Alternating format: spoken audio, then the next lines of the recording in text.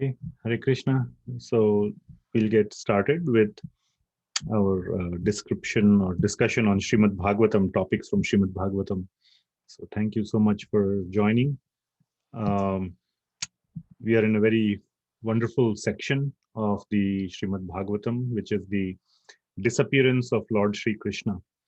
And we saw that Arjuna and Yudhishthir Maharaj are having a conversation where Arjun is breaking the bad news to Yudhishthir Maharaj about the disappearance of Lord Krishna from this planet. So that is what's going on. And um, we will recap what we discussed from last time, and then we will continue our discussion. So before we get started, let us recite the invocation prayers, and then we'll do a quick recap. So I'm going to share my screen. We'll recite the invocation prayers and get started. Okay, so hopefully you can see the screen. So this is our topics from Srimad Bhagavatam. Shukdev Goswami narrating Srimad Bhagavatam. Suta Goswami narrating Srimad Bhagavatam. And then please, if you would like, recite after me. So I will recite and then you can unmute and recite these verses or the invocation verse. That's very auspicious and very blissful. Om Namo Bhagavate Vasudevaya. Vasudevaya. Om Namo Bhagavate Vasudevaya. Om Namo Bhagavate Vasudevaya. Om Om Namo Bhagavate Bhagavate Vasudevaya. Vasudevaya. Om Namo Bhagavate Vasudevaya. Om Om Namo Bhagavate Bhagavate Vasudevaya. Vasudevaya. Okay, now we'll recite the three verses that are recited before discussion on Srimad Bhagavatam. So I will recite these, and you are welcome to recite this along with me. So together, if you would like, you can do that, and I'll go very slowly. Narayanam Narayanam Namaskritya Naram Naram Chaiva Narottamam Devim Devim Saraswatim Vyasam Vyasam Tato Tato Jayamudiraye Nashta Nashtaeshu Bhadreshu Nityam Bhagavata Sevaya Bhagavati Bhagavata Uttamam Shloke Bhakti Bhakti Bhavati Naishtaki Krishna Krishnaya Vasudevaya Devaki Nandanaya Cha Nanda Gopakumaraya Govindaya Namo Namaha. Om Ajnanatimirandhasya Jnananjanashalakaya Chakshurunmilitam Yena Tasmai Shri Gurave Namaha. Ve Namah Shri Chaitanya Chaitanya Manobhishtam Manobhishtam Sthapitam Yena Yena Bhutale Bhutale Swayam Swayam Rupa Rupa Kadamayam Tadati Swapadantikam Vandeham Shri Teham Sri Guru Shri Yuta Padakamalam Guru Shri Gurum Vaishnavamscha Shri Rupam Shri Rupam Sagrajatam Sagana Raghunatham Vitam Tam Sajivam Sadvaitam Sadvaitam Savadutam Harijana Harijana Sahitam Krishna Chaitanya Devam Shri Shri Radha Radha Krishna Pada Krishna Sahagana Lalita Shri Vishakam Vitamscha Nama Om Vishnu Ekam Vishnu Padaya Krishna Prastaya Bhutale Srimati Bhakti Srimate Bhaktivedanta Swami Iti Namane Namaste Namaste Saraswati Saraswati Deve Gauravani Gaurani Pracharine Nirvishesa Sunyavadi Paschatya Sitarine He Krishna Shri Krishna Karuna Sindhu Dinabandhu Jagatpate Gopeshwar Gopeshwar Gopika Kanta Radha Kanta Namaste Tapta Khan Kanchana Gaurangi Radhe Vrindavaneshwari Vrishabhanu Sute Devi Pranamami Hari Priye Vanchakalpa वंशकल्पतरुभ्यश्च कृपा सिन्धुभैव च Patitanam पतितानां पावनेभ्यो वैष्णवेभ्यो नमो नमः। Jaya Shri जय श्री कृष्ण चैतन्य प्रभु Nityanand Nityananda Shri Shri Advaita Advaita Gadadhar शिवासदि Gaur भक्तवृंद। Hare Hare Krishna Krishna Krishna Krishna Krishna Hare Hare Hare Hare Ram Ram Ram Hare Hare. Srila Prabhupada ki jai. So, uh, we were in the middle of um, chapter 15 of the Srimad Bhagavatam, first canto, chapter 15, verse number 27 is where we left, where Lord Shri Krishna is about to, his disappearance has not yet been conveyed by Arjuna, but this was a verse that we recited, 27. So I'm going to skip forward in this slide. Oh, I stopped sharing. So let me share back.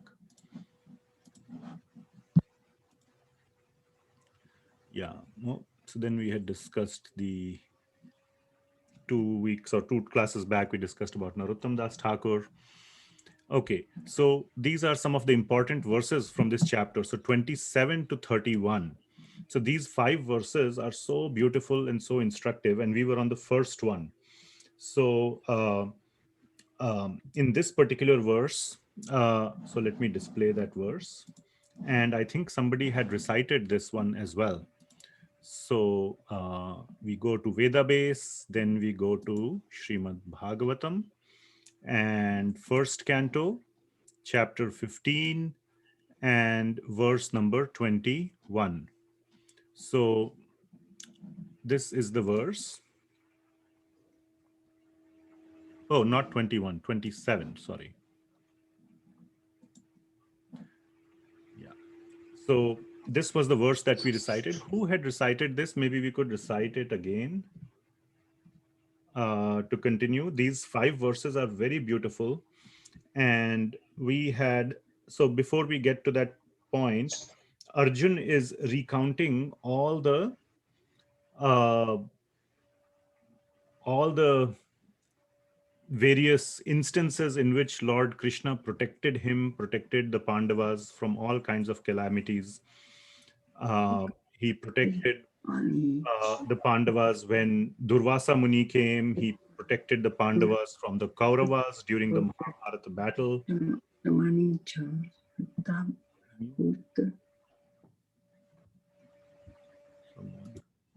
Okay, thanks. So he protected the Pandavas at so many places.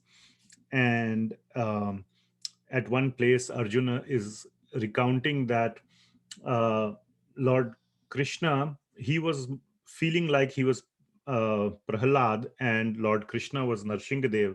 And just like Narsinghadev protected Prahlad in so many situations, Lord Krishna has continuously been protecting Arjuna and the Pandavas. And then he recounted how he has the same kind of Gandiva bow, his powerful bow.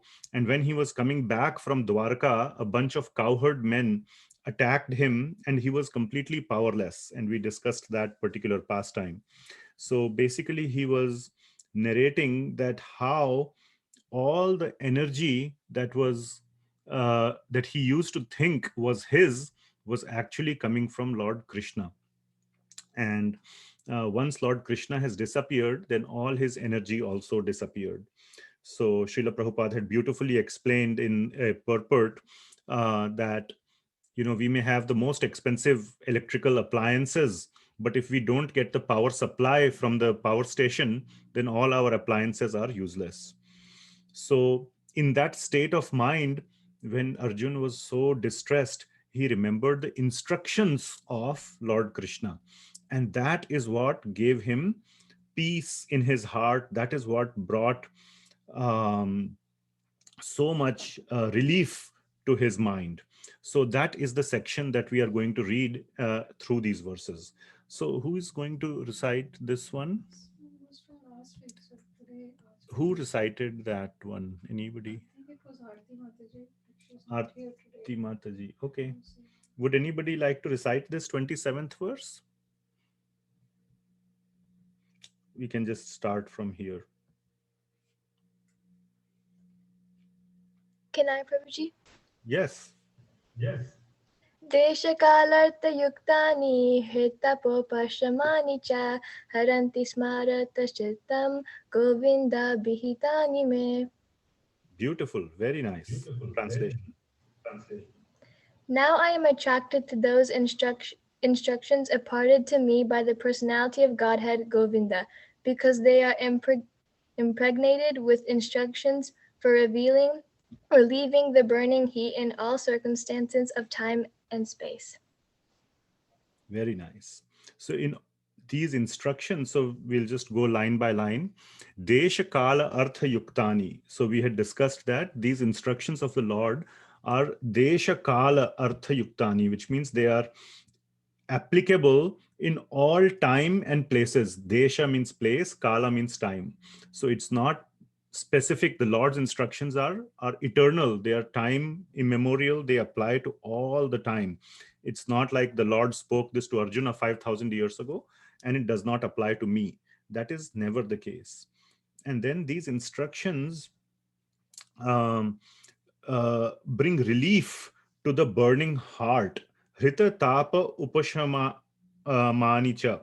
So the heart is burning and it extinguishes the heat in the heart, and it gives complete relief. Govinda abhihitani me. These instructions that have been narrated by Govinda are giving peace to the mind. Smaratas chittam, haranti smaratas chittam.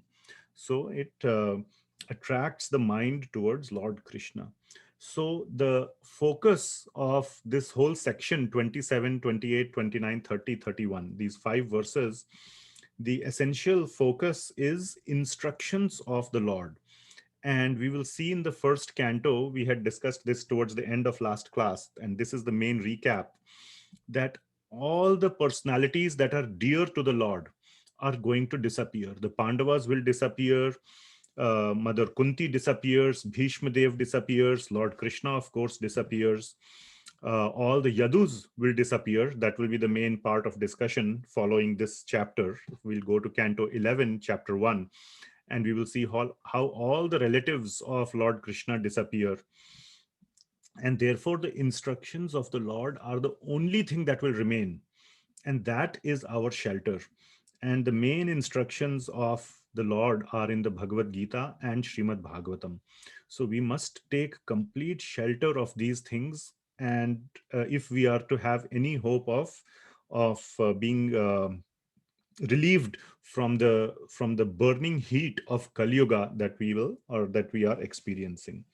So that is the essence, is to take shelter of the words and the instructions of Lord Krishna. So that is the main aspect of these verses. And so we will go to the next verse, number 28, and we will see very beautifully, in addition to the instructions of the Lord, what else? There is one more thing that need to be added, one more component that gives us the relief. So what is that other component along with the instructions of the Lord? We will see. So who is going to recite this 28th one? Who was? Can I? List? Yeah. Yeah. Keep the list ready, okay? It's Parnika Prabhuji. 28 and 29 is Parnika. Yeah. Sure, please go ahead. Suta uvacha evam chintayato jishno Krishna pada saroruham sauhardena tigadena shanta sidvimalamatihi. Very nice. So we'll recite the 29th one as well. Is that what you are doing? And then we'll read the translation. Okay. Vasudevankriyanudhyana परिब्रह्मितरंहसा भक्त्या निर्मतिता शेषा कसायदीसनोऽर्जुनः. Very nice, beautiful. Okay, now we'll read the translation of both these verses.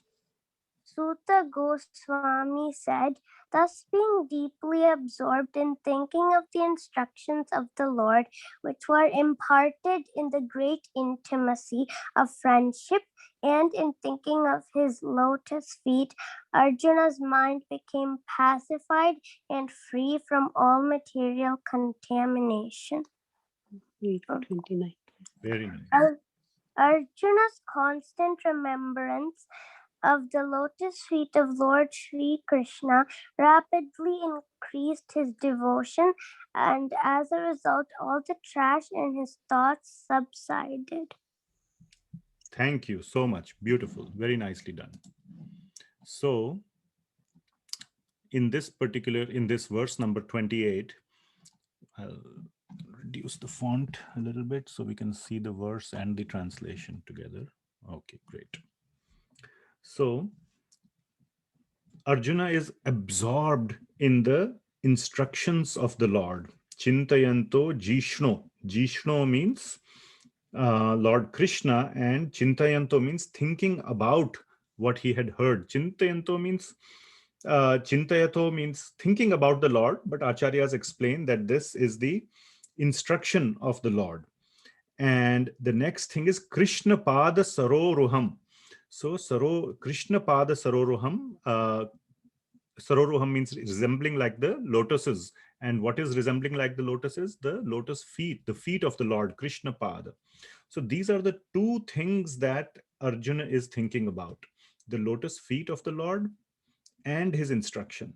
So these are the two things that our acharyas explain are very necessary. One is our effort in remembering the instructions of the Lord, and the second one is the mercy of the Lord, which comes from his lotus feet. So when we make our effort, plus the Lord provides his mercy, and that whole combination of the Lord's mercy and our effort in remembering the instructions is what causes all our material anxieties, pains, everything to vanish. So this is and then it says Shanta, last line, Shanta Asid Vimala Matihi. Mati means mind, and it became Shanta. It became completely peaceful, completely Shanta. So Arjuna's mind, after taking shelter of the lotus feet of the Lord and by remembering the instructions of the Lord, became completely peaceful. So this is the formula for giving peace to our mind when any thoughts trouble us. Of course, here Lord Krishna had disappeared, and Arjuna is like a fish out of water.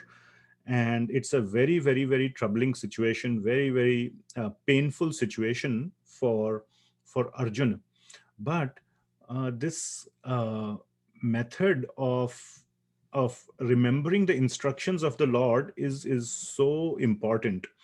And we will discuss this a little bit more in the subsequent verses, that remembering the instructions is something that everyone can do. Nobody can say, I cannot remember the instructions of the Lord. Now, this remembering the instructions of the Lord is not like being able to recite Bhagavad Gita, all the verses, from memory, or it's not about like memorization and chanting the Sanskrit. Even that is very nice if one can do that.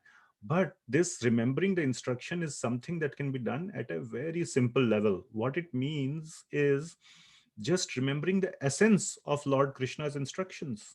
And if not of all the instructions, just one instruction is enough to remember the essence of just one instruction, that we are eternal servants of Krishna, and our job in human life is to develop a loving relationship, is to lovingly serve Lord Krishna just by remembering his name.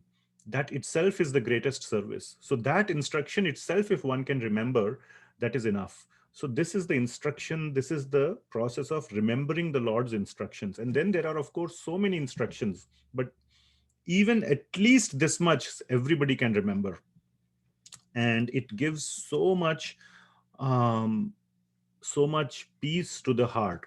In Bhagavad Gita, Lord Krishna says, Bhoktaram yagya tapasam sarvaloka maheshwaram suhridam sarvabhutanam gyatva mam shantim rachati.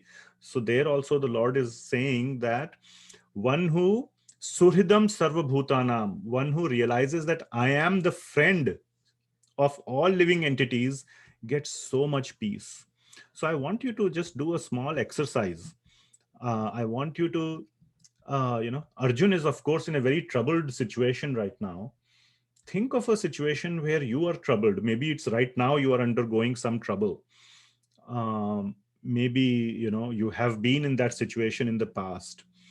And in that situation, imagine taking shelter of Krishna's lotus feet and his instructions. Imagine that he is our supreme friend whom we can always rely upon to help us, to care for us, if not anything, to to put our head on his shoulder, or on his feet, and just take his support, just absorb his his friendship, or his like a father. We can take his support. So imagine that and see how much peace and how that problem vanishes. And so take 30 seconds maybe and think about it. Just think about a situation where you've been in some trouble, and it doesn't have to be like, some loved one has cancer, or one has lost a job. It doesn't have to be something that severe. It could be something very simple and very down to earth, like, why did I get angry the last time I got angry? I thought I won't. Or my job is so hard, I have to work 12 hours a day. And or I someone may feel I don't have a good friend. uh, I don't have anyone in this world, or all my friends are uh, kind of selfish.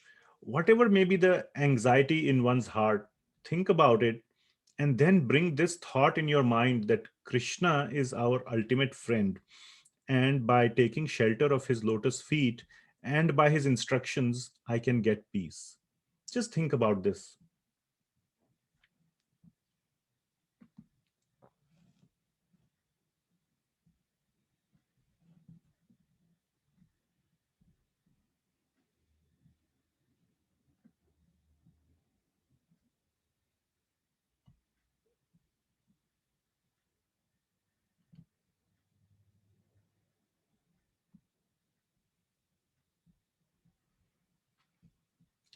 Yeah.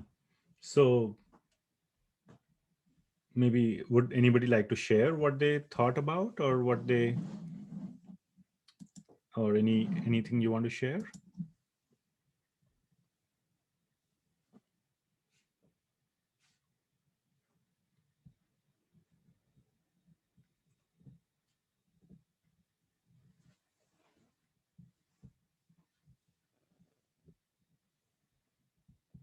May require some um, courage, but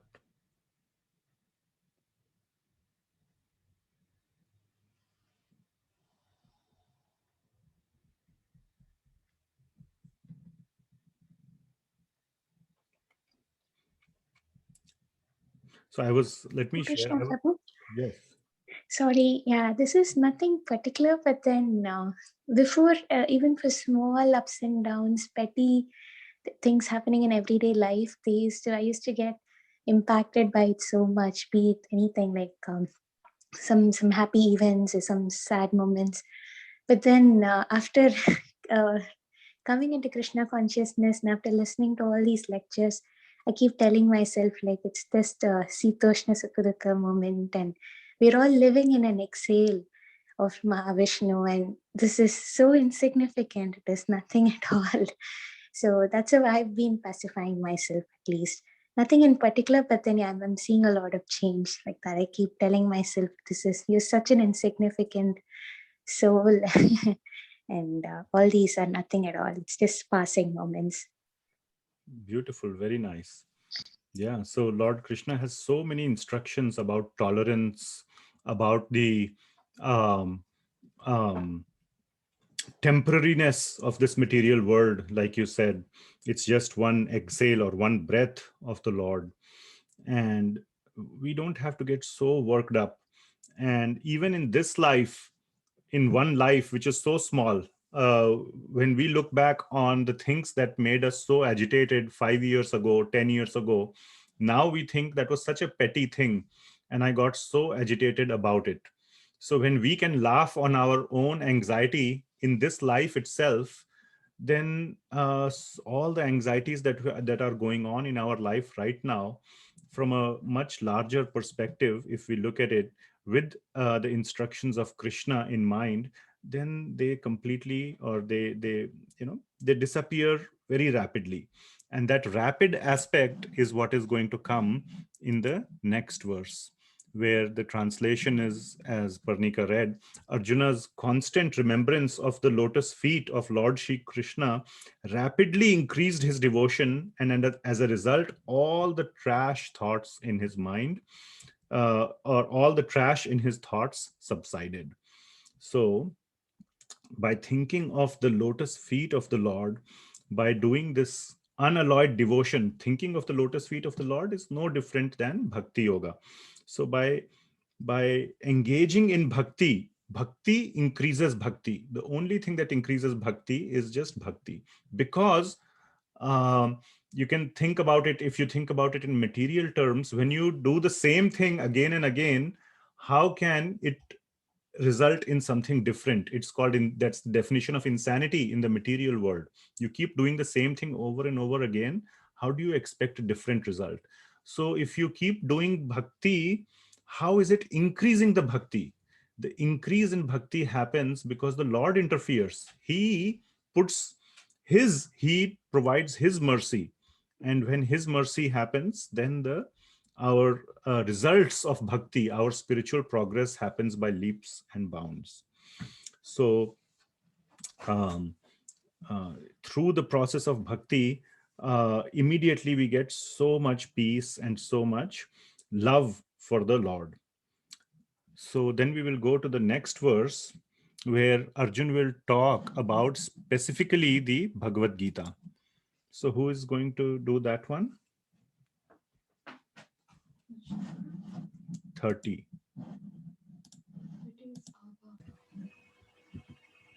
Okay, Abha Mataji.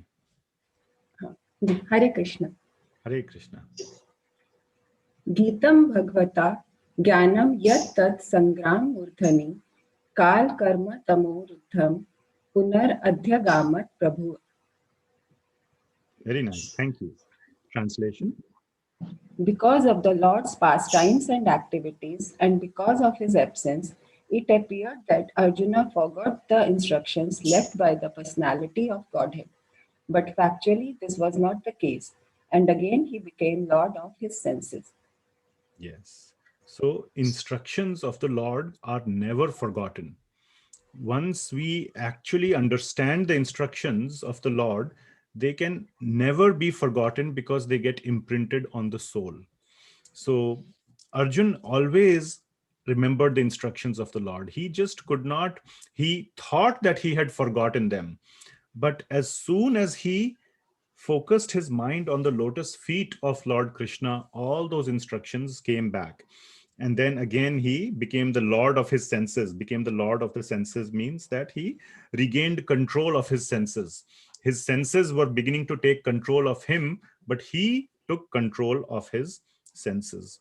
So the onus is on us to remember the Lord's instructions. Even a small part of the instruction, we have to put some effort to remember the instructions of the Lord. And that small effort, whether you call it remembering the instructions of the Lord, or remembering the name of the Lord, or remembering the form of the Lord, it's all one and the same thing.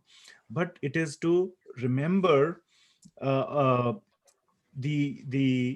presence of the Lord's instructions in our life, and nothing can make us forget that. Absolutely nothing. If anybody says that I forgot the instructions of the Lord, then there is some issue. Maybe the instructions were never taken into the heart properly.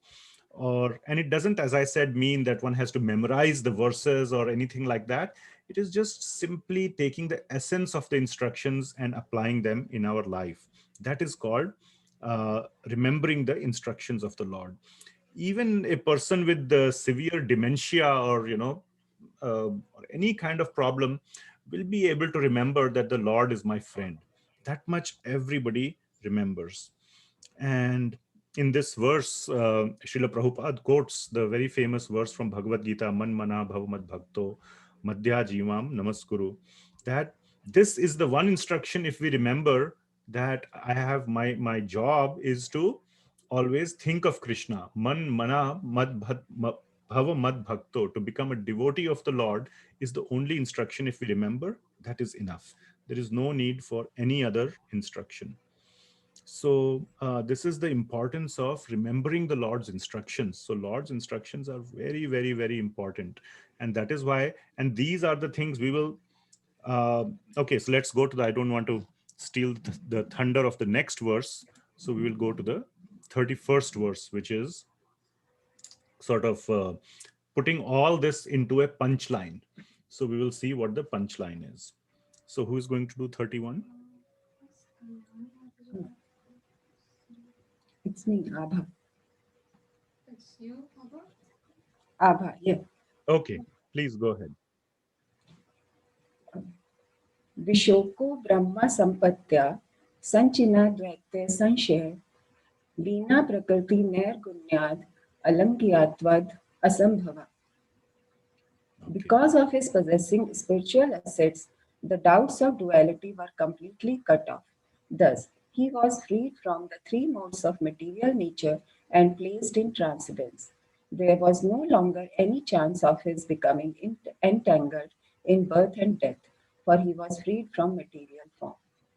Okay, thank you. Thank you so much.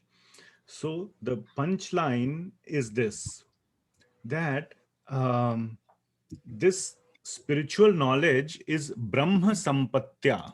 That is written here, Brahma Sampatya. You all know what is Sampatti. Sampatti means property or possessions or wealth. Brahma Sampatya means spiritual wealth or spiritual property. So Srila Prabhupada calls it spiritual assets. So this Bhagavad Gita, which was described in the previous verse, if you see, 31, this Gitam Bhagavata Jnanam. So this is the Bhagavad Gita which Arjun had heard from Lord Krishna. And that Bhagavad Gita, that instruction, the supreme instruction of the Lord, is Brahma Sampatti, is the transcendental or the spiritual knowledge. And Sampatti, let's discuss a little bit on Sampatti. What is property? Anybody? What's the real meaning of property?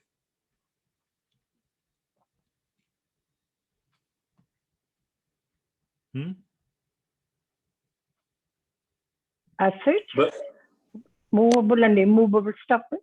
Okay, so let me modify the question. What is your property? What's the meaning of your property?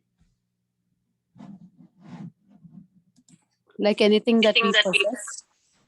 Anything that is? That we possess. That you possess, yes. And someone else, maybe in different words. Bank balance.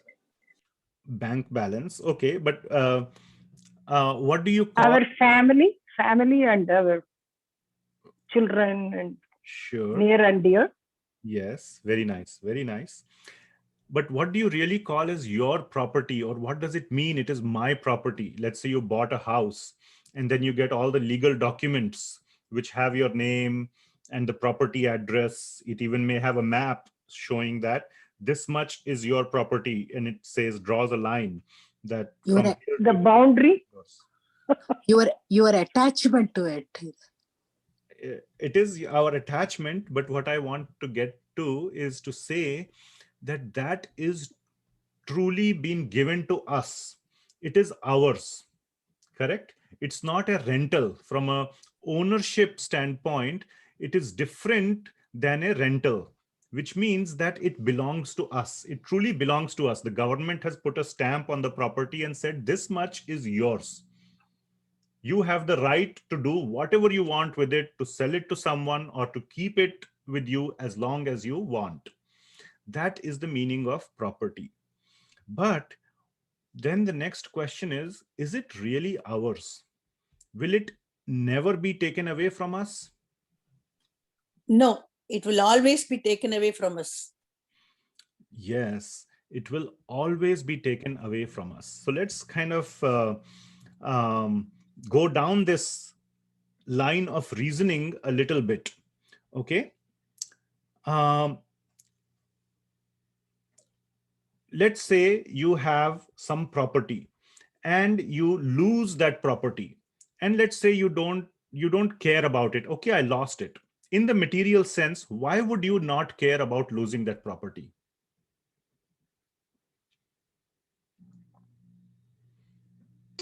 Because it's not going to come with me ever.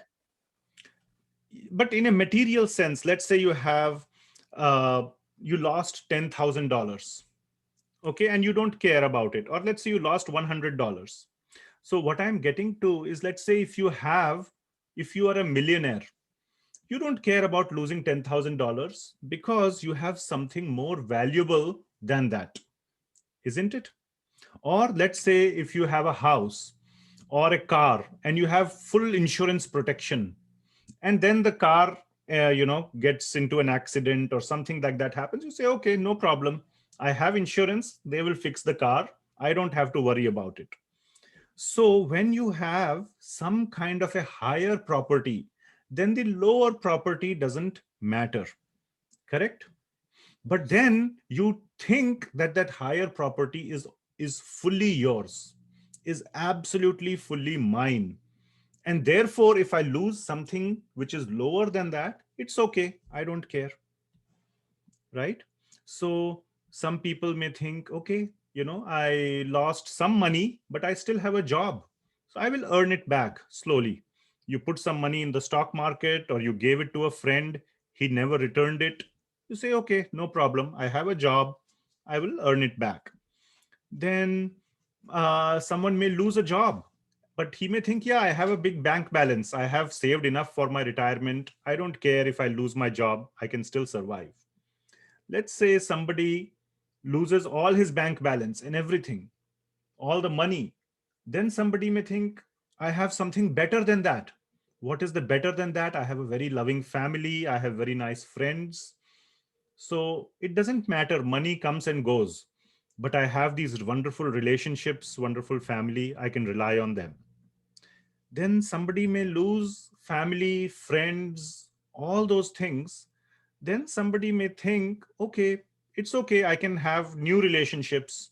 Some people enter into a divorce or some very, uh, bad, the relationship between friends becomes sour.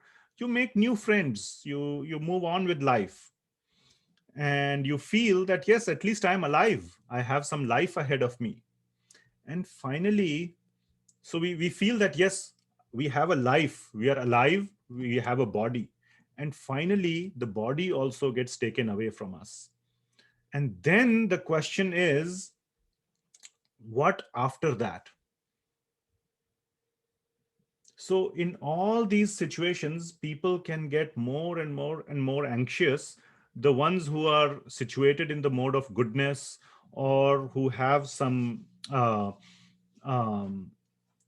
other things to rely on, their family, friends, or a bank balance, or whatever may be the case, they may be able to uh, survive, or they may be able to tolerate these kind of situations in life. But when everything is taken away, even including one's life, then what is there to rely on?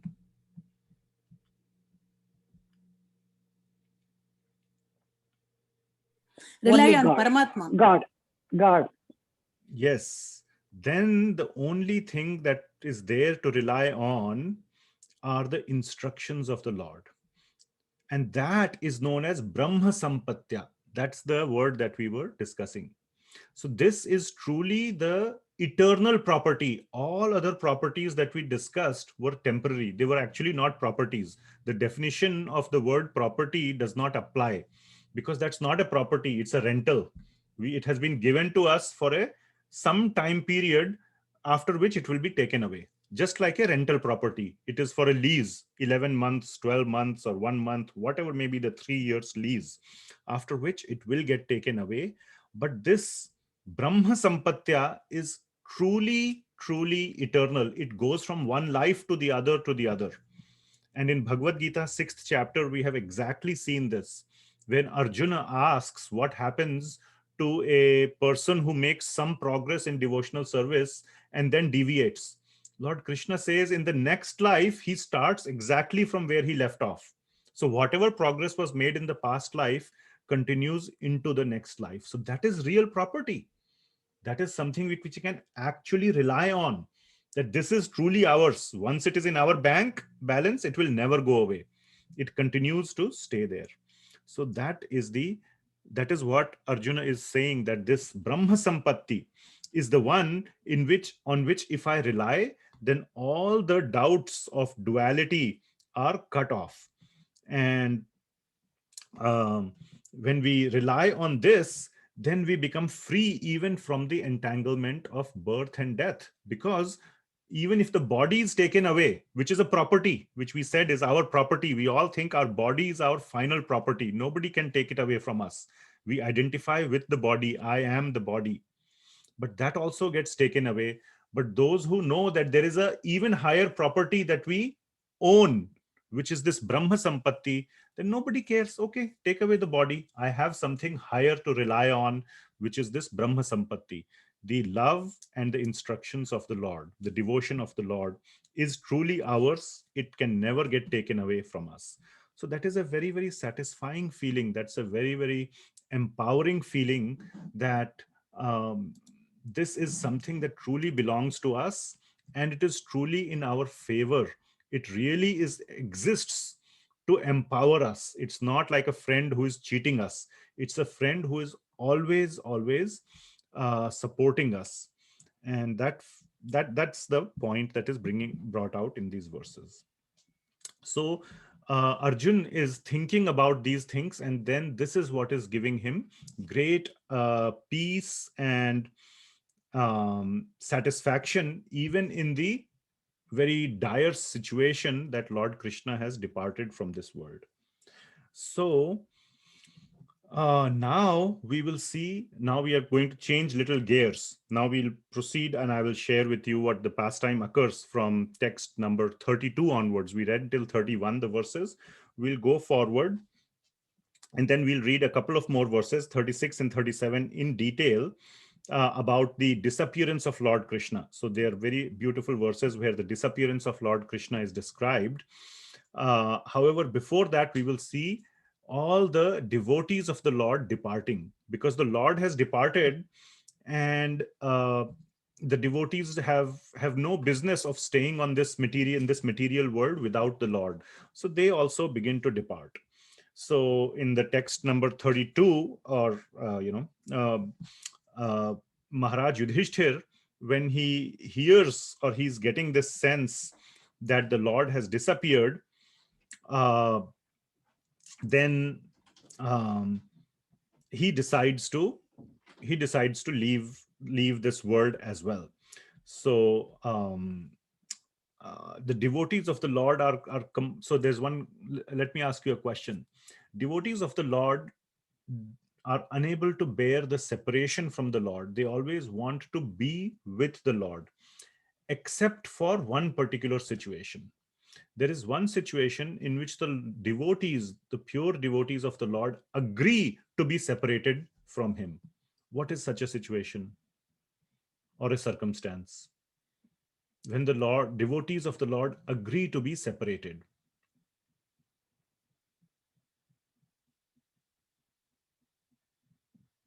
To deliver fallen souls. Anybody else? If Krishna recommends that he have the separation. Very nice. Anybody else? I was going to say something similar to Subbu, just like if the devotee is put in a position to bring others back to Krishna. Then. Very nice. Exactly.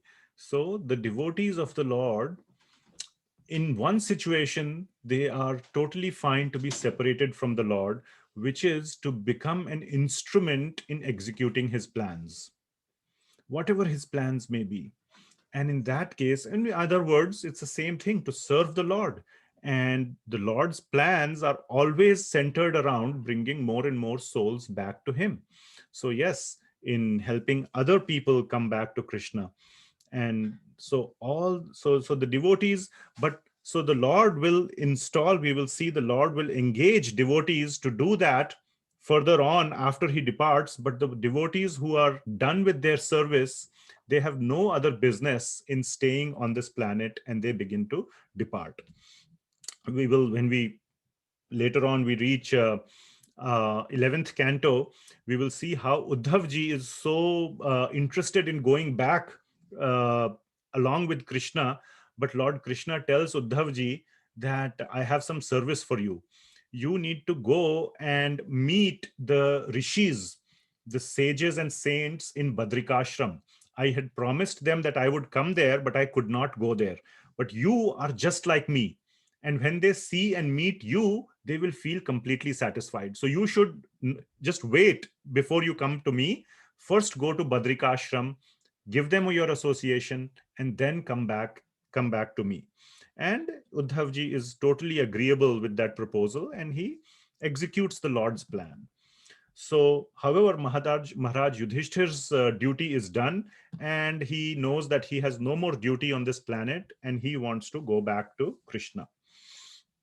Mother Kunti, it's described later on, is also hearing this conversation between Maharaj Yudhishthir and Arjuna. And Mother Kunti, on hearing this conversation, she completely focuses her mind on Lord Krishna and gives up her body. Right there, she gives up her body. So Mother Kunti leaves the planet. Then it is described, or Arjuna is describing to Maharaj Yudhishthir, that all the Yadus have also left the planet. And their story we will see in a little bit from now, today or maybe in the next class, how the Yadus leave the planet and what is the significance of the Yadu dynasty, who are they? And they leave the planet in a little bit of in a manner which needs, or which requires some explanation on the position of the Yadus. Who are the Yadus? Because they ended up fighting with each other and killing each other in that fight. So one imagines, like, how come devotees of the Lord are fighting with each other, and that's how they leave the planet.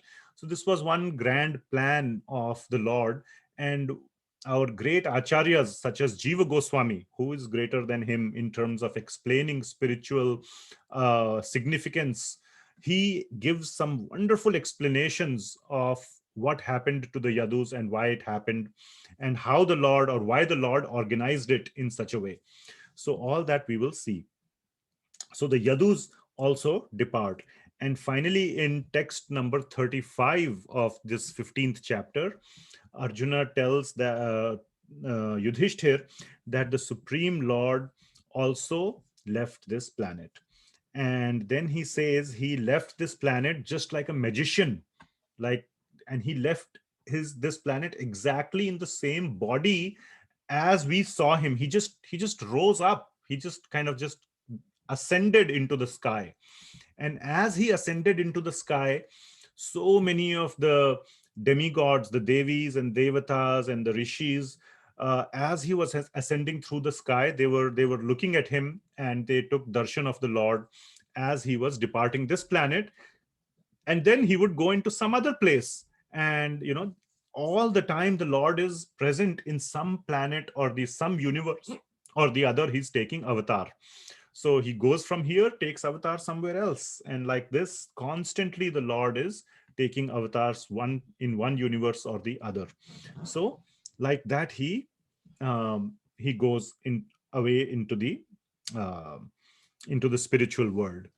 So that's the verse we will see now, how Arjun is describing how he leaves the planet in the self same form.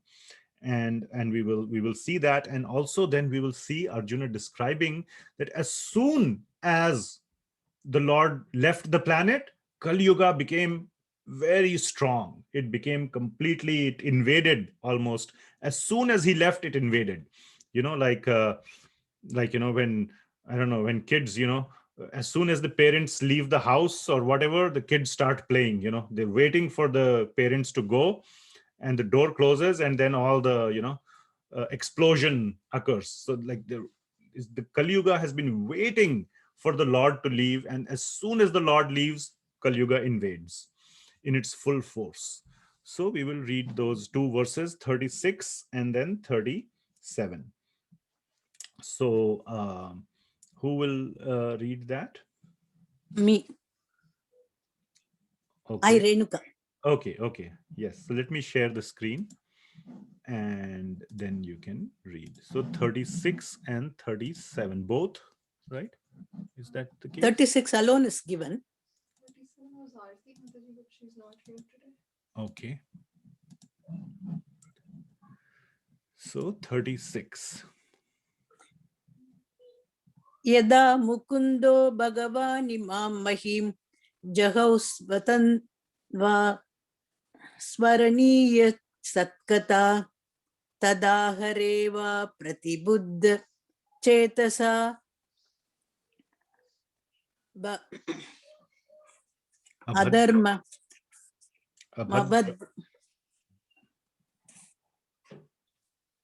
mabhadrahetur kaliranva vartata. Thank you. I think you are trying to read the Devanagari. Is that correct? Yeah. Okay, wonderful. Very nice.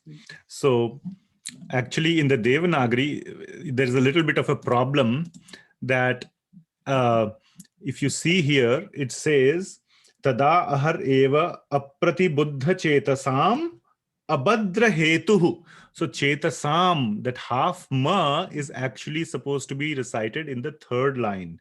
And then it becomes abhadra hetuhu kalir anva vartata. So the half ma goes in the top line, and in this transliteration, it is easy to see. Chetasham abhadra hetur. So that's why that there's a little bit, and it's hard to split the words in this way. But yeah, very nice. So translation. When the personality of Godhead, Lord Krishna, left this earth planet in his self-same form, from that very day, Kali, who had already partially appeared, became fully manifest to create inauspicious conditions, are endowed with the poor fund of knowledge. Conditions for those who are endowed with the poor fund of knowledge. So in this verse, a couple of things are being described, that the Lord left this planet exactly in the same body in which he appeared. So it means that the Lord never took on any body. And we have discussed this plenty of times, so many times in the Bhagavad Gita discussions, that we should not consider, or it's a wrong understanding if one says that the Lord has taken a human body or a human form. It's okay to say he has taken a human-like form, but that is his original transcendental form. And he came on this planet in his original form as he appears in the spiritual world, and he left in that exact same form. So that is one point. And as soon as he left, Kalir Anvavartata, this last word, the Kali fully manifested. Anvavartata means completely it appeared fully with full force. And I just wanted to show this picture, and we will discuss this picture. These are the other pictures that we saw. This is Jarasandha being killed. This is Durvasa Muni. This is Arjuna getting the Pashupatastra from Lord Shiva. This is the Mahabharata battle. And this is the picture I wanted to show. This is drawn by devotees of how Lord Krishna ascends back into the spiritual world. And all the wonderful personalities, you can see Lord Brahma here on his swan, and Lord Shiva here on the Nandi bull, and all the other, this is Indra on his Airavat elephant. They are all witnessing the departure of Lord Krishna. So this is how Lord Krishna disappears into the spiritual world. So that is the other thing. And then Kali immediately comes into the material world with full force. And that is described in the next verse, number 37, even more graphically, how the effects of, what are the effects of Kali and how it completely invades everything in the material world. So we don't have Arti Mataji, right? Or do we? Would anybody like to recite this nice verse? Or if not, I can do it. Any takers?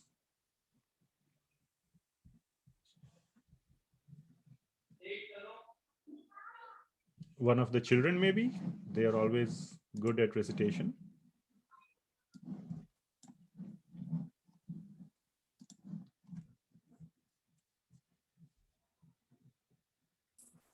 I can go if no one else wants to. Sure, go ahead. Yudhishthirastat parishapanam buddha pure cha rastre cha grihe tathatmani vibhavya lobharnita jima hisanadhi adharma chakram gamanaya paryadhat. Very nice. Translation. Maharaj Yudhishthira was intelligent enough to understand the influence of the age of Kali, characterized by increasing avarice, falsehood, cheating, and violence throughout the capital, state, home, and among individuals. So he wisely prepared himself to leave home, and he dressed accordingly. Very nice. Thank you. So, what are the qualities of Kali that are described here? So, the qualities of Kali are here, and these are, this is one big word, but I will break it down. So, there is Lobha. Lobha means avarice or too much greediness. That is called Lobha. And then Anrita. So, that is the next word, Anrita. Anrita means lies and deceit and duplicity, all those kind of things. So all kinds of bad things. Then there is Jimha. Jimha means diplomacy. So which means like making it look good. So even though there is Anrita, so first there is Lobha. I want something. There is that greed. There is the hankering. I want this. And when you don't get it, you tell lies, you do all kinds of cheating, but you cover it up and make it look good. It's like, you say, hey, I'm a great friend, I'm doing this for your benefit. But internally you are cheating, and the root cause is the greed that you have. So that is the Jimha. And then there is Himsa. Himsa means violence. And then there is the Adharma. So all these are the qualities of the bad qualities of Kali Yuga. And all these are invading into the Kali Yuga, into the people. And then the next important thing here to see is where they are invading, who they are invading. So let us see that in the translation. Srila Prabhupada writes, the capital, state, home, and individuals. And you can see it even more like strongly, at least I feel more connected with the verses. Pure, Rashtre, Grihe, Tatha Atmani. So Pure, Cha means and. So Pure, Cha, Rashtre, Cha, Grihe, Tatha, which is also and, Atmani. So Pure means in the capital. Rashtra means country. Then Grihe means home, And then within the home, it is within the individual. So what is this saying? That Kali invades everywhere. It's not like, yeah, Kali Yuga is out there, I am protected, or my family is protected. No, it invades inside the home. That's why there are so many quarrels within the home, between brothers, between father and son, between husband and wife, and so many other relationships are there. Quarrel is there within the home. And then quarrel is there within the mind itself of individuals. They don't know what to do, what is right, what is wrong. There is always a conflict. Should I do this? Should I do that? So one side says, no, you must do this. The other side says, no, you must do that. So there is Kali Yuga, and there's so much conflict. And this is again something that we are going through in our Bhagavad Gita class, because we do not have a guiding post. We are being forced to make decisions based on all the materialistic learning that we have received over so many years. We will be able to make the right decision in our mind when we are guided by scriptures, not by all the materialistic learning that we are gaining. So Kali Yuga is so powerful that it leaves no one untouched. The country, the state, the capital, the home, and the individual himself or herself. So this is the power of Kali Yuga. You can see here directly. And what all invades? All these things invades: Lobha, Anrita, Jimha, Himsa, and Adharma. These are the 5 bad qualities of Kali Yuga that have been described in these verse, and they invade all these entities. So we must be very, very, very careful, and we must be very, very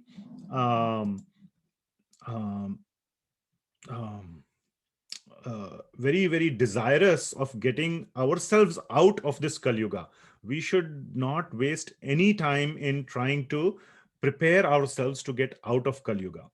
And especially the older people. And why I'm mentioning that, Srila Prabhupada has written a very, very hard-hitting purport for this verse. And he says that the older people should definitely renounce the material attachments.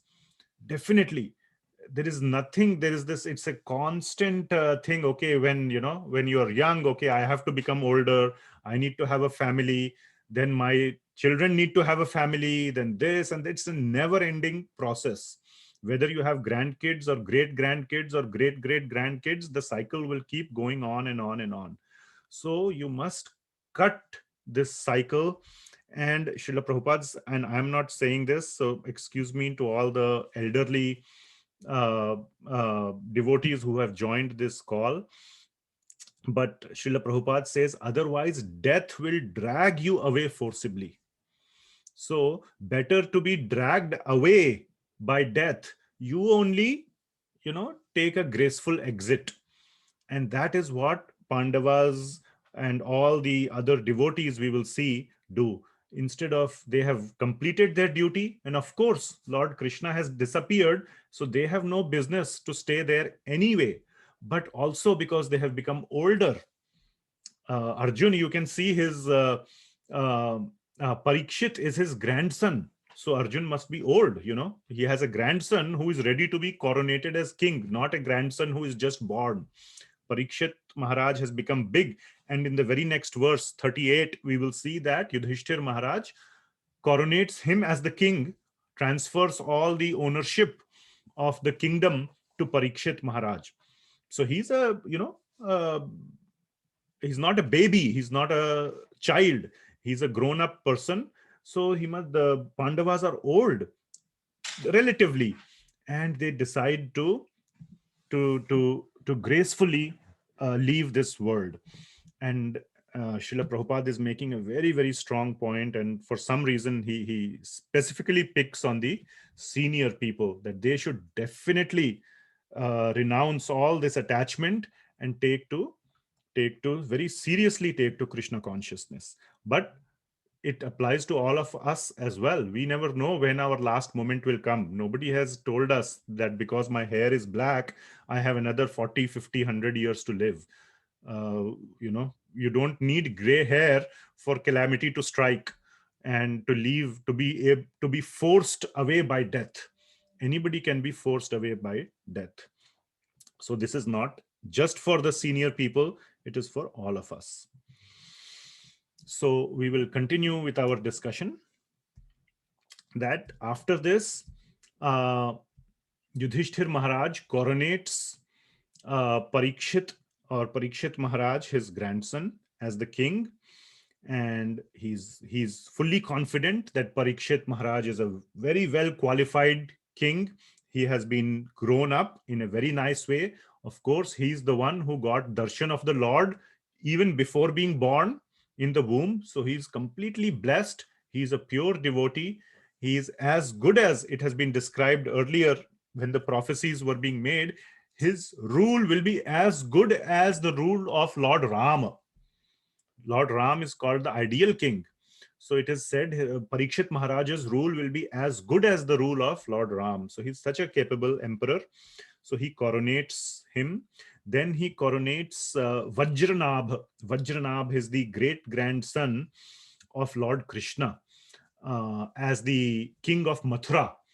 And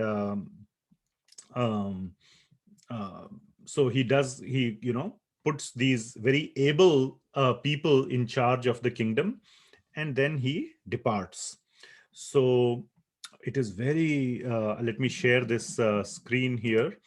Very nice picture has been drawn of Yudhishthir Maharaj departing, and you can get some sense of how to depart.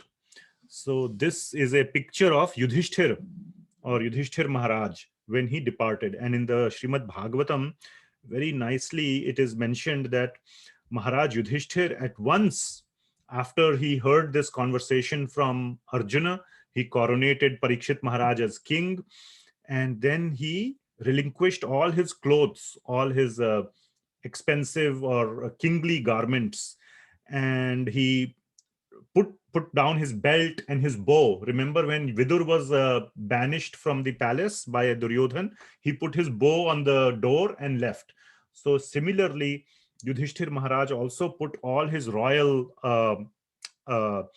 paraphernalia aside and took up the garments of a beggar and opened up his hair and completely gave up all attachment to all sense objects. So he stopped, he put on torn clothes, he stopped eating anything solid, he just started surviving on liquid and began to act dumb. Yudhishthir Maharaj is Dharmaraj. He's so intelligent, but he began to act dumb as if he doesn't know anything. And the most important thing is he did not even care to talk to his brothers, the Pandavas. He just left alone. And like a deaf and dumb man, he just left. And we will see this little bit later as well. And I just want to point out one of the things that you must realize from this chapter. See, this chapter is trying to show us how to leave the world in a graceful way.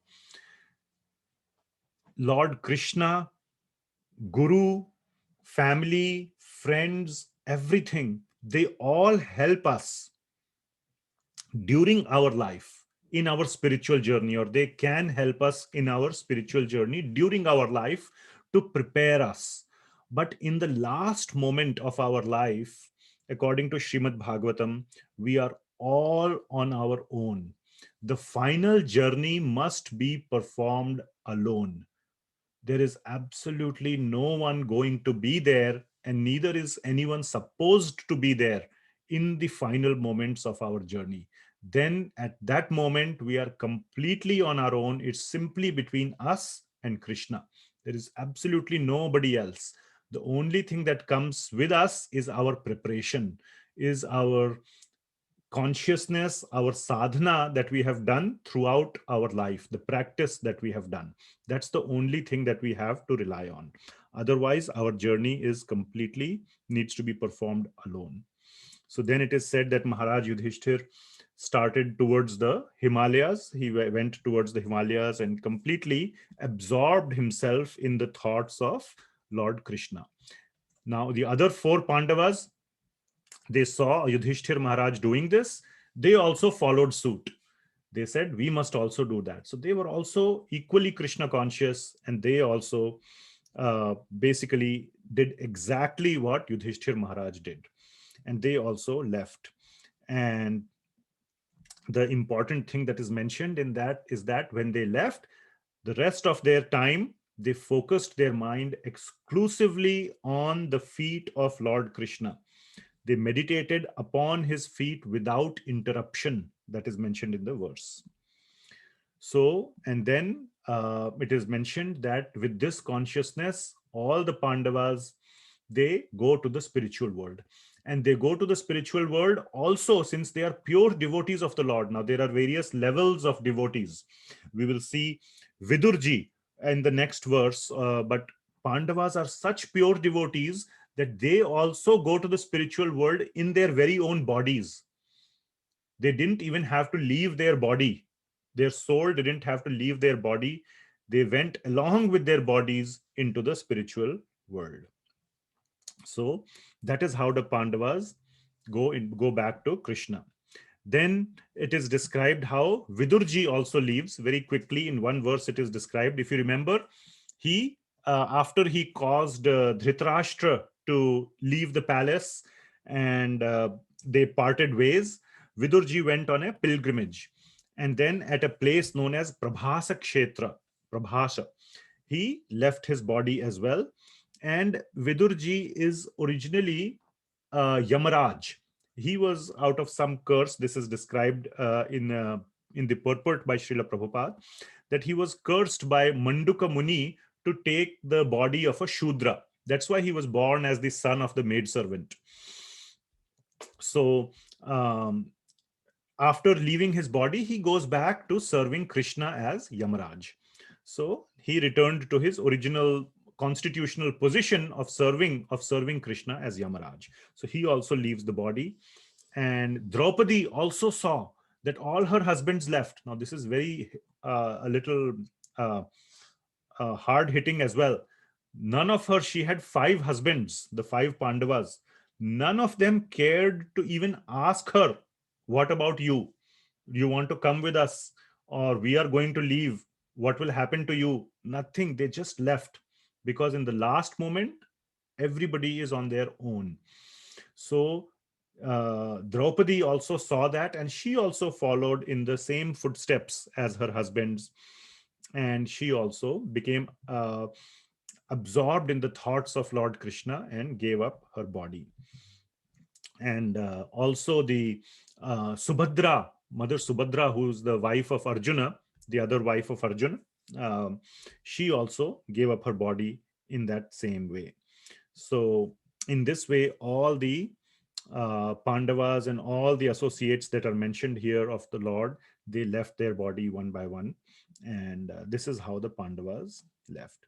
So that brings us to the end of this chapter. And it's a it's a little heavy chapter. All the Pandavas are leaving, but they are showing us how to leave. And we should spend our life in absorbing our thoughts on Lord Krishna. And in whatever state of mind we are, we should try to remember his instructions. And as we grow older and older and older, our body begins to deteriorate. And therefore, we must make more effort while we are able to absorb those instructions so that some remembrance will remain when our body is old.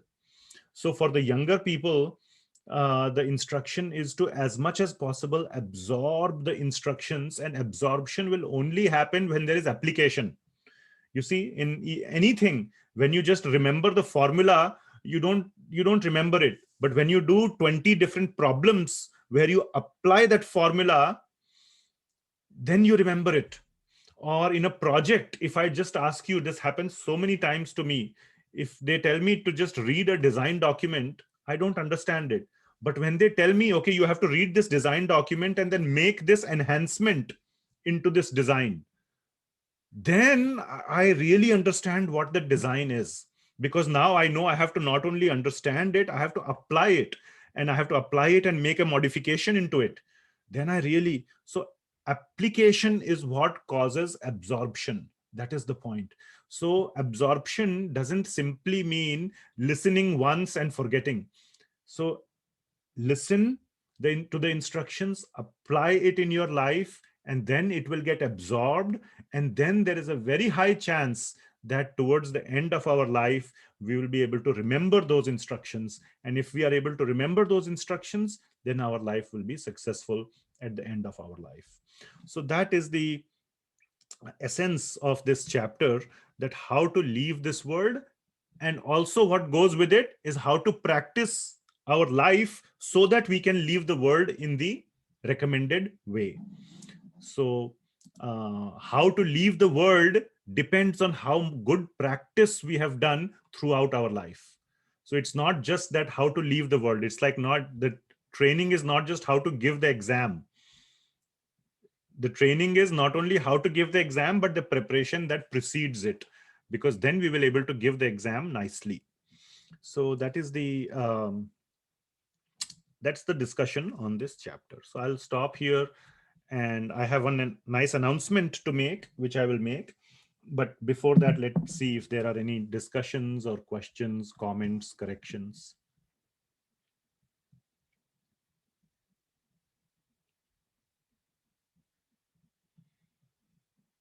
Anything? So next time we will start with the chapters. I don't think there's enough time today. We have only 10 minutes left. We'll start with 11th canto, chapter 1, where we will see the curse on the Yadu dynasty, the position of the Yadu dynasty, why they were cursed, what was the reason, or what was being the Yadus, who are the relatives of Krishna, how come they got cursed, and they fought with each other. So that whole discussion we will do from 11th canto, chapter 1 and chapter 30. And we will see then in chapter 31 the actual disappearance of Lord Krishna, where it is described in more detail. So we'll cover those 3 chapters from the 11th canto subsequently. And then after that, we will pick up some totally different topic to talk about. So anything to discuss on this one? Hi Krishna Prabhu. Did something specifically trigger Lord Krishna's disappearance, or he just decided it was the right time to leave? Is there any particular reason? So as far as I have read, the time of Lord Krishna's disappearance had come, and he decided to end his pastimes in this universe and begin his pastimes in a different universe. Okay, thank you, Prabhu. Yeah, that is my understanding. Hare Krishna, Prabhuji. Hare Krishna. I used the book from this one. In here, it's given the 36th verse as Tada Hareva Pratibuddha Chetasam Adharma Hetuhu. Is it correct? Abhadra Hetuhu Kalir Anvavartata. So that is what is there in the Veda base. Oh, here it's given Adharma Hetur. Chetasam Adharma Hetur. Okay, let me. Adharma Hetu, you are saying? Yeah. Okay. What we have in the Veda base is Chetasam Abhadra Hetuhu. And Abhadra Hetuhu is the cause of ill fortune. So Adharma Hetu could be very close, but we will, I recommend you for Veda base. Let me follow this. Yes. What you are telling. Yes. Thank you, Prabhuji. Yes, thank you. Okay, anything else?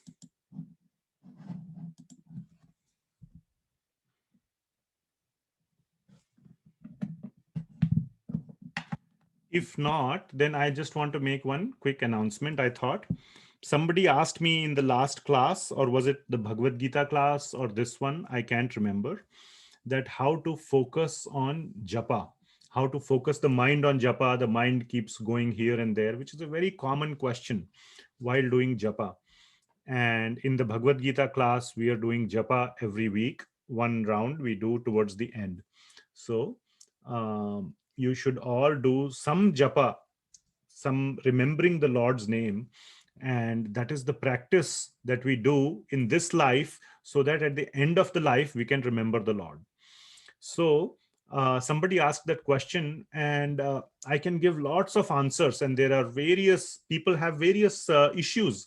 The mind wanders, or maybe some other thoughts come, or there is something else going on in their consciousness or heart, and so many other things. And I have personally found this book to be extremely, it's just a wonderful, it's a masterpiece of how to develop our, how to make our japa better. And this is a book called Japa by Bhurijan Prabhu. It says here Bhurijan Das. So he is a disciple of Srila Prabhupada, very, very, very sweet disciple of Srila Prabhupada. And he has, he's a Western or an American, or I don't know, some Western country, but he has been living in Vrindavan for the last 30, 40 years. And he has dedicated his life to reading Srila Prabhupada's books and scriptures, and has prolifically written on the scriptures, and he created a lot of course material. So he has basically a lot of realizations and a lot of experience in this process. And he has written this book, and I highly, highly recommend it. So, and a lot of the answers will emerge from this book. So I checked the other day on Amazon, and let me share my screen again. If I open a new window and I go to Amazon.com and I type this book called Japa Bhurijana Das. Oh, not BHI, BHU.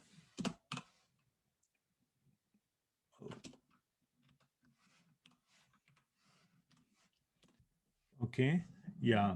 So this is available, but only one is left in stock, and it says it's $36. And whatever, it arrives after a long time. I don't know when it arrives. It says arrives by April, free delivery if it will arrive about in 2 weeks. Anyway, so I called up a devotee in India, and he can ship a bunch of these books to me. So based on whatever, depending on the number of books and shipping cost, approximately it might come to about $15, 1-5. So $5 is the cost of the book in Indian currency, and $10 approximately is the shipping. If I get 10 copies, I don't know how much heavy the package will be and all that, and he'll ship it by some fast express service. So it might be like, I don't know, $70-80. So approximately it will come to $15 per copy. If you are interested, you can let me know, and you can and then we can do a group order, and you can have a book. But this only applies to people who are living in Portland, because then you can come and pick up the book from my home. Otherwise, you can make other arrangements to buy it, maybe from Amazon or somewhere else. But for those in Portland, I want to say that this is a wonderful book, and again, just buying the book is not going to be helpful. You must buy it and sincerely read it. Try to find the answers to your questions through this book. I have tried that, and it has been so satisfying for me. And as long as I can apply these instructions from this book, my japa has actually become better. So that is what I thought I can do for all of our benefit. And if you want, you can let me know. So what I have done is I have created a Google form. Maybe my wife can paste the link in the chat. You can just fill that form and Have you pasted the link? So just fill that Google form and that will let me know that you are interested, and we can make the order to get the several copies of this book, depending on how many ever you want. So are you pasting?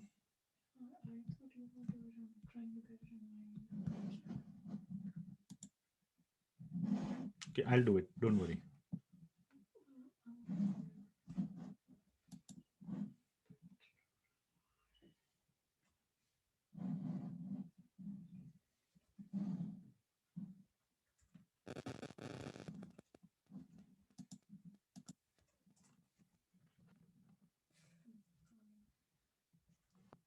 You have put it in the chat?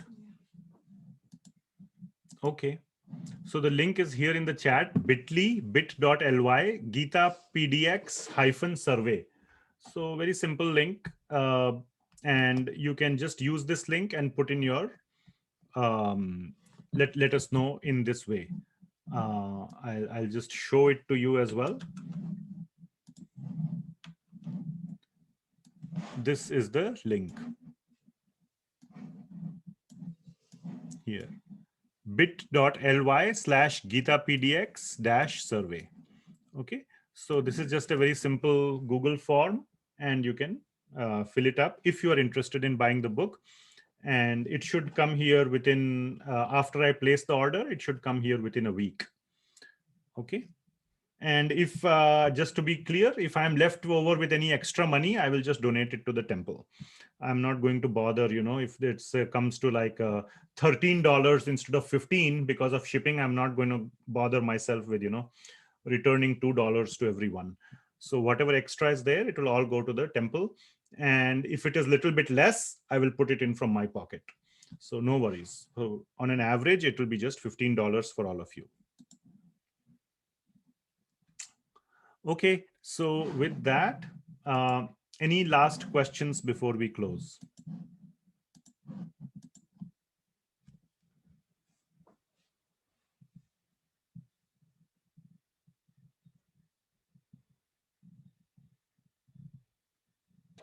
Thank you, Prabhuji, for the wonderful class. Okay, thank you. Okay, so if no other questions, then thank you so much for joining and giving me this opportunity to read about Srimad Bhagavatam, to share it with you. And we will meet again next week, and we will continue the pastime from the 11th canto.